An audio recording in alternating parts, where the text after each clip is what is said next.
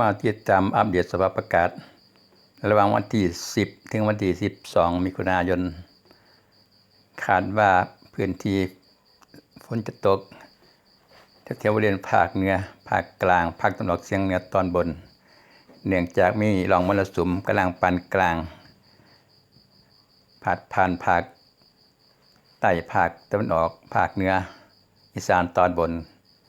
ทำให้เกิดฝนตกเป็นบริเวณกว้างนะพี่น้องโดยเฉพาะภาคเหนือภาคกลาง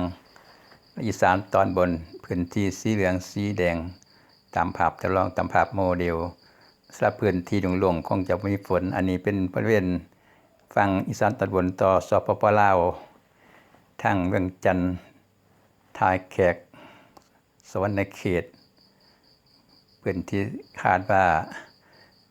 จะโดนฝนตกได้รับฝนบางพื้นที่ก็ยังแห้งแล้งอยู่พี่น้องบางพื้นที่ก็มีน้ำแล้วประมาณวันที่10ถึง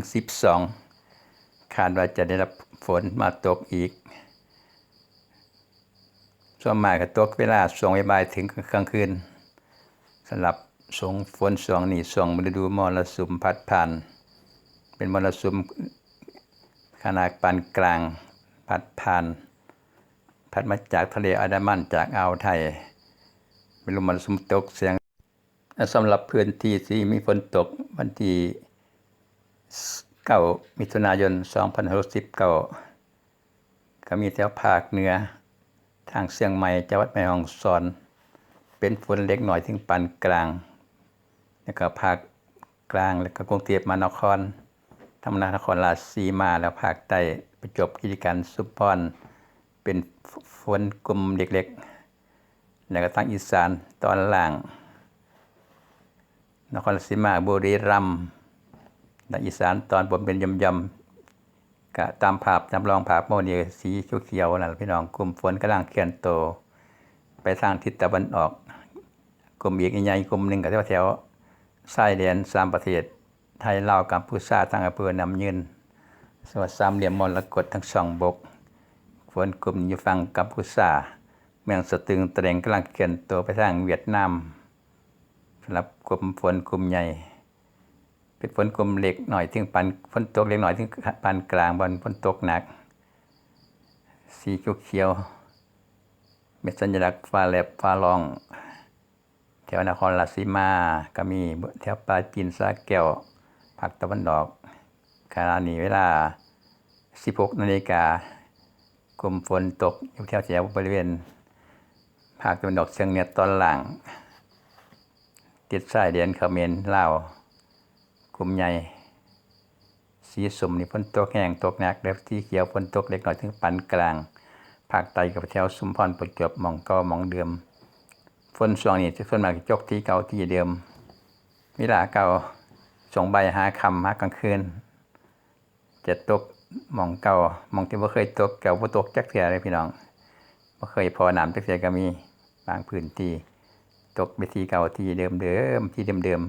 แต่ละมื้อละเว้นเนาะช่วงนี้ฤดูมรสุมตะวันตกเฉียงใต้พัดผ่าน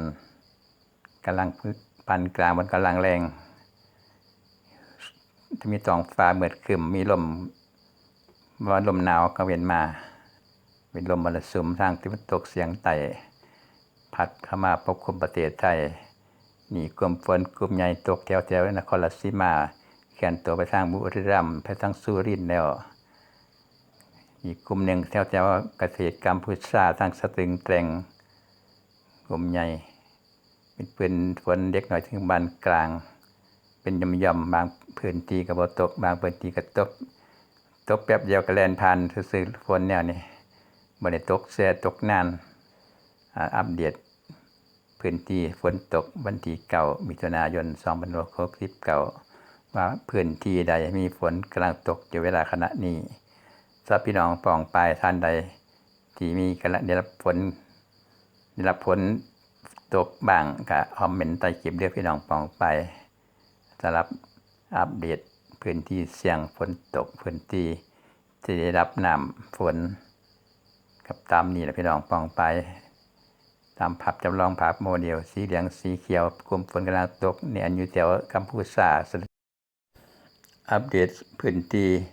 ที่มีฝนตกวันที่9 มิถุนายนขณะเวลา 18 นาฬิกามีฝนตกแถวๆภาคเหนือเชียงใหม่แม่ฮ่องสอนเป็นกลุ่มฝนใหญ่พอสมควร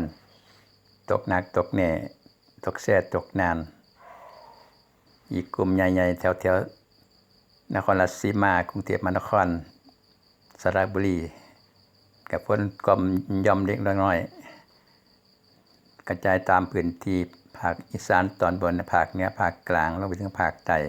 อันกลุ่มใหญ่อีกกลุ่มหนึ่งแถวประเทศกัมพูชาแถวเมืองสตึงแตรงรอยต่อ3ประเทศไทยลาวกัมพูชาทั้ง2บกนำยืนอุบลฝนกลุ่มนี้กำลังเคลื่อนตัวเขาทั้งเวียดนามเขาทั้งสปป.ลาวทั้งอัตตปือจำปาสักพื้นที่เขียวมีสัญลักษณ์ฟ้าร้องฟ้าแลบฝนกลุ่มนี้เขาก็พัดผ่านอีสานตอนใต้ไปแล้วผ่านอุบลไปแล้วเข้าสู่สปป.ลาวเข้าเวียดนามไปแล้วอีกกลุ่มหนึ่ง